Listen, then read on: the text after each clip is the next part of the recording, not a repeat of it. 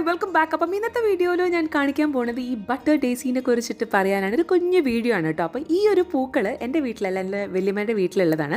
അപ്പോൾ വല്യമ്മനോട് ഈ പൂവിൻ്റെ പേര് ചോദിച്ചപ്പോൾ എന്നോട് പറഞ്ഞത് 90-ാം പൂവ് എന്നാണ് കേട്ടോ പറഞ്ഞത്. അപ്പം അത്രേ എനിക്ക് അറിയണ്ടായിരുന്നുള്ളൂ. അങ്ങനെ ഞാനൊരു വീഡിയോൻ്റെ അകത്ത് ഇത് കാണിക്കുന്നുണ്ട്. അപ്പോൾ എന്നോടൊരു സബ്സ്ക്രൈബർ സന്ധ്യ ചേച്ചി എന്നോട് ചോദിച്ചിട്ടുണ്ടായിരുന്നു ഇത് എന്ത് ചെടിയാണെന്ന്. അപ്പോൾ എനിക്ക് അത് കറക്റ്റായിട്ടുള്ളൊരു പേര് എനിക്ക് അറിയണ്ടായിരുന്നില്ല. അപ്പം ചേച്ചി പിന്നത്തെ ഒരു വീഡിയോയിൽ എന്നോട് പറഞ്ഞു, ഞാൻ കണ്ടുപിടിച്ചു, ഒരു വീഡിയോ ഞാൻ കണ്ടിട്ടുണ്ടായിരുന്നു, ഇതൊരു ബട്ടർ ഡേസി ആണെന്നാണ് പറഞ്ഞത്. അപ്പോൾ ഞാൻ വിചാരിച്ചു എന്തായാലും എൻ്റെ യൂട്യൂബ് വീഡിയോൻ്റെ അകത്ത് ഈ ഒരു കണ്ടൻറ്റും കൂടി കിടക്കട്ടെ എന്ന് വിചാരിച്ചിട്ട് ഈ ബട്ടർ ഡേസീനെ കുറിച്ചിട്ട് കുറച്ച് ഡീറ്റെയിൽസൊക്കെ കളക്ട് ചെയ്ത് ഒരു വീഡിയോ ചെയ്യാമെന്ന് വിചാരിച്ചു. എന്താണെന്ന് വെച്ചാൽ പലവരും പൂവിൻ്റെ പേര് ചോദിക്കുമ്പോൾ നമുക്ക് ചിലപ്പം ഒരു ക്വസ്റ്റ്യൻ ആയിരിക്കും, ഇത് എന്ത് പൂവാണ് എന്നുള്ളത് പറഞ്ഞു കൊടുക്കണ്ടേ നമുക്ക്. അപ്പോൾ അതിനെ പറ്റിയിട്ട് പലർക്ക് അറിയാത്തവർക്ക് ഒരു ഇൻഫർമേഷൻ ആയിക്കോട്ടെ എന്ന് വിചാരിച്ചു. അപ്പോൾ ഇതിൻ്റെ ഒരു സയൻറ്റിഫിക് നെയിം എന്ന് പറയുന്നത് മെലംപോഡിയം എന്നാണ്. വളരെ ഈസി ആയിട്ട് വളർത്താൻ പറ്റുന്നൊരു ചെടിയാണ്. അപ്പോൾ വല്യമ്മയൊക്കെ ചെറുപ്പത്തിലെ ഇതിങ്ങനെ കണ്ടിട്ട് അപ്പോൾ ഇത് എന്ത് പൂവാ ചോദിച്ചപ്പോൾ അവർ പറഞ്ഞ് അവിടുന്ന് ഇൻഫർമേഷൻ കിട്ടിയതാണ് ഇത് 90-ാം പൂവ്. അങ്ങനെ 90-ാം പൂവ് എന്ന് പറഞ്ഞിട്ടാണ് ഇത് അറിയപ്പെട്ടിരുന്നത്. ഇനി നിങ്ങളുടെ നാട്ടിലൊക്കെ വേറെ ഏതെങ്കിലും പേരൊക്കെ ഉണ്ടെങ്കിൽ തീർച്ചയായിട്ടും നിങ്ങൾ കമൻറ്റ് ചെയ്യുക കേട്ടോ. ഭയങ്കര ഭംഗിയുള്ള പൂക്കളാണ്, ശരിക്കും എനിക്ക് ഭയങ്കര ഇഷ്ടപ്പെട്ടു. ആ ഒരു യെല്ലോവും ആ ഒരു ഗ്രീൻ കോമ്പിനേഷൻ നല്ല ഭംഗിയായിട്ടുണ്ട്. അപ്പോൾ ഇതപ്പോൾ താഴെ നിങ്ങൾ കാണുന്നുണ്ടോ, അതൊക്കെ അതിൻ്റെ വിത്ത് വീണിട്ട് മുളച്ചിട്ടുള്ളതാണ് കേട്ടോ. താഴെയൊക്കെ നിങ്ങൾക്ക് കാണാൻ പറ്റും.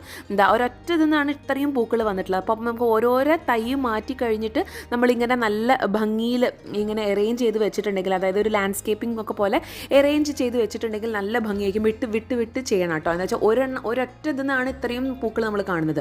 അപ്പോൾ ഇങ്ങനെ ഓരോരോ തൈകൾ നമ്മൾ സെപ്പറേറ്റ് ചെയ്തിട്ട് വേറെ മാറ്റി വെച്ചിട്ടുണ്ടെങ്കിൽ ഇഷ്ടംപോലെ നമുക്ക് ഇതുപോലെ പൂക്കൾ കിട്ടും കേട്ടോ. അപ്പം ഒരു സീസണിൽ ഇതിൽ നിറയെ വരും. അപ്പം നമുക്ക് സേവ് ചെയ്യണമെന്നുണ്ടെങ്കിൽ ഇത് ശരിക്കും ഈ ഒരു ഇതിപ്പോൾ ഇതുപോലെ വല്യമ്മ എനിക്ക് എടുത്ത് കാണിച്ചു തരികയാണ്. ഇങ്ങനെ സെപ്പറേറ്റ് ചെയ്തിട്ട് ഓരോന്ന് ആയിട്ട് മാറ്റി വയ്ക്കുക. അപ്പം ആ മണ്ണോട് കൂടിയിട്ട് നമ്മൾ അങ്ങനെ തന്നെ നല്ലൊരു പോട്ടിംഗ് മിക്സ് ഇതാക്കുക. പ്രത്യേകം കെയറും കാര്യങ്ങളൊന്നും കൊടുക്കേണ്ട കാര്യമില്ല. എപ്പോഴെങ്കിലുമൊക്കെ ഒന്ന് വേണമെങ്കിൽ ഫെർട്ടിലൈസ് ചെയ്താൽ മതി. നല്ല വെയിൽ കിട്ടുന്ന ഒരു സ്ഥലത്ത് വെക്കുമ്പോഴാണ് കൂടുതലായിട്ട് പൂക്കൾ ഉണ്ടാവുക.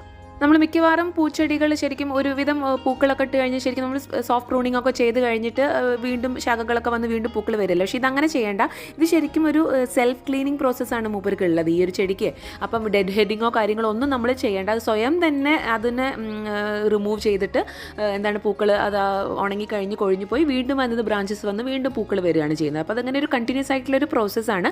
അപ്പം നമുക്കിത് അടുത്ത വർഷത്തേക്കും സേവ് ചെയ്ത് വെക്കണം എന്നുണ്ടെങ്കിൽ ഓരോരോ പൂ കഴിയുമ്പോഴും അതിനകത്ത് ആ സീഡ്സ് ഉണ്ടല്ലോ അതിങ്ങനെ ബ്രൗൺ ആയി കഴിഞ്ഞിട്ട് നമുക്കതിനെ കളക്ട് ചെയ്തിട്ട് നല്ല ഡ്രൈ ആയിട്ടുള്ള ഒരു സ്ഥലത്ത് വെക്കാം. നെക്സ്റ്റ് ഇയർ നമ്മൾ പാകി കഴിഞ്ഞാൽ അത് നന്നായിട്ട് പൂക്കൾ വീണ്ടും നമുക്ക് കാണും കേട്ടോ. അപ്പോൾ നല്ല ഭംഗിയാണ് ശരിക്കും ഈ ഒരു ചെടി.